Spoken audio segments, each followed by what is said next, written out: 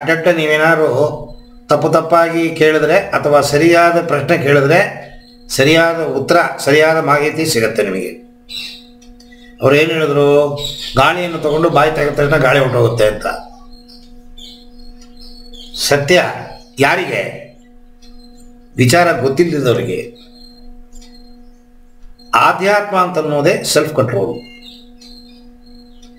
Self ಕಂಟ್ರೋಲ್ನ ಬರೆಸ್ಕೊಳ್ಳೋಕ್ಕೆ ಆಧ್ಯಾತ್ಮಕ್ಕೆ ಹೋಗಬೇಕು. ನಾನು ನಿಮ್ಗೆ ಯಾವಾಗ ಹೇಳಿದೆ, ಯಮ ನಿಯಮ, ಸೆಲ್ಫ್ ಡಿಸಿಪ್ಲಿನ್, ಸೆಲ್ಫ್ ಕಂಟ್ರೋಲ್. ಅದಕ್ಕೆ ರಾಜಯೋಗ ಅಭ್ಯಾಸ ಸಂಸಾರಸ್ಥರಿಗೆ ಬೇಕು ಅನ್ನೋದು. ಸೆಲ್ಫ್ ಡಿಸಿಪ್ಲಿನ್ ಇಲ್ಲ. ನಮ್ಮ ಕಣ್ಣು ನೋಡೋ ನೋಟ ಒಂದೊಂದು ಜಾಗದಲ್ಲಿ ಒಂದೊಂದು ಥರ ಇದೆ. ಇಲ್ಲ, ಒಂದೇ ಥರ ಇರಬೇಕು ಯಾವಾಗಲೂ ಎಲ್ಲ ಕಡೆನೂ ನಮ್ಮ ನೋಟ. ಬಾಯಿಂದ ಬರುವ ಮಾತು ಒಂದೇ ಥರ ಇರಬೇಕು.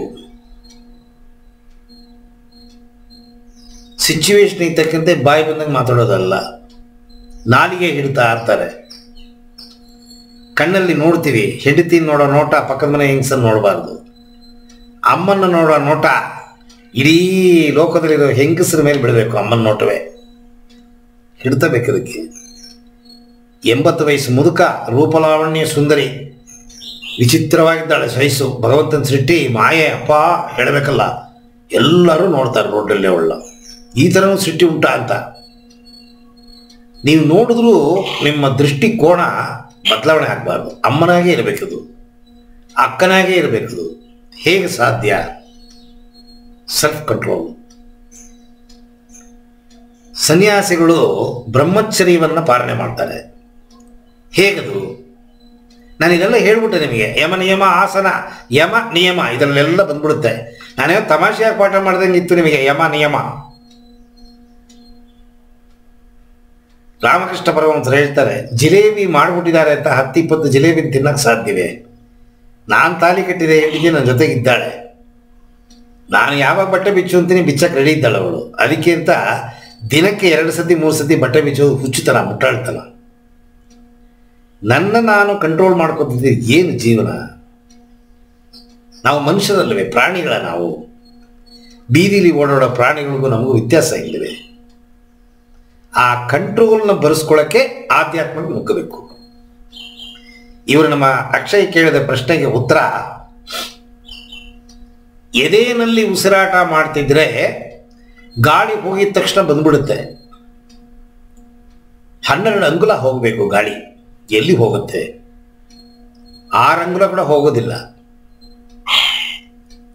ಪೂರ್ಣ ಆಯುಸ್ಸು ಭಗವಂತನ ಹತ್ರ ಕೇಳ್ಕೊಂಡ್ ಬಂದಿರ್ತೀವಿ, 60, 70, 80, 90, 100. ಅದನ್ನು ಮುಟ್ಟಕ್ಕಾಗಲ್ಲ ನಮ್ಮಿಂದ. ಕಾರಣ, ಭಗವಂತ ಸೃಷ್ಟಿ ಮಾಡಿದ ಉಸಿರಾಟವನ್ನು ಬದಲಾವಣೆ ಮಾಡ್ಬಿಟ್ವಿ. ಭಗವಂತ ಸೃಷ್ಟಿ ಮಾಡಿದಾಗ ಒಂದು ಟಾರ್ಗೆಟ್ ಹಾಕಿ, ಫಾರ್ಮುಲಾ ಹಾಕಿ ಒಂದು ಉಸಿರಾಟವನ್ನು ಸೃಷ್ಟಿ ಮಾಡಿ ನಮ್ಮನ್ನು ಬಿಟ್ಟ. ನಾವು ಲೋಕಕ್ಕೆ ಬಂದು ಸೇರಿಕೊಂಡು ಇಲ್ಲದೇ ಅದನ್ನೆಲ್ಲ ನೋಡಿ ಮಾಡಿ ಏನೇನೋ ಮಾಡಕ್ಕೆ ಹೋಗಿ ನಮ್ಮ ಉಸಿರಾಟವೇ ಬದಲಾವಣೆ ಆಗೋಯ್ತು. ಬೇಗ ಸುತ್ತಬಿಡ್ತೀವಿ. ದುರಾಲೋಚನೆಗಳು, ದುರಭ್ಯಾಸಗಳು, ದುರ್ಚಟಗಳು ಇವುಗಳೆಲ್ಲ ನಾವು ಹಾಳು ಮಾಡುತ್ತೆ. ಕಿಬ್ಬೊಟ್ಟೆ ಶ್ವಾಸ ಅಂತನ್ನೋದೇ ಒಂದು ಕಂಟ್ರೋಲ್.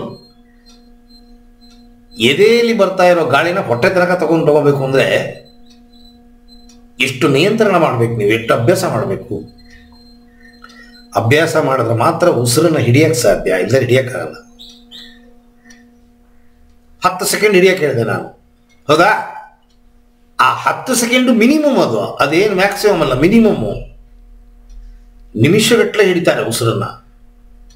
ಅದೆಲ್ಲ ಮಾಡಕ್ಕೆ ಹೋಗಬೇಡಿ. 10 ಸೆಕೆಂಡ್ ಹಿಡಿದ್ರೆ ಸಾಕು. ನೀವು ಆ ಅಭ್ಯಾಸವನ್ನು ಮಾಡಿದ್ರೆ ಮಾತ್ರ ಹೊಟ್ಟೆ ತುಂಬ ಗಾಳಿಯನ್ನು ತಗೊಳಕ್ಕೆ ಸಾಧ್ಯ.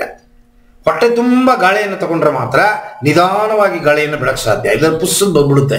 ಬಲೂನ್ ಚುಚ್ಚಿಬಿಟ್ರೆ ಹೆಂಗೆ ಟಪ್ ಅಂತ ಹೊಡಿಯುತ್ತೆ, ಅದರ ಗಾಳಿ ಬಂದ್ಬಿಡುತ್ತೆ. ಸೊ ಇದರ ಮೂಲವೇ ಅಬ್ಡಾಮಿನಲ್ ಬ್ರೀತಿಂಗ್, ಕಿಬ್ಬೊಟ್ಟೆ ಶ್ವಾಸ. ಯಾರು ಕಿಬ್ಬೊಟ್ಟೆ ಶ್ವಾಸವನ್ನು ಕಲ್ತಿರ್ತಾರೆ ಪರ್ಫೆಕ್ಟಾಗಿ ಪ್ರಾಣಾಯಾಮ ಮಾಡೋಕ್ಕಾಗತ್ತೆ.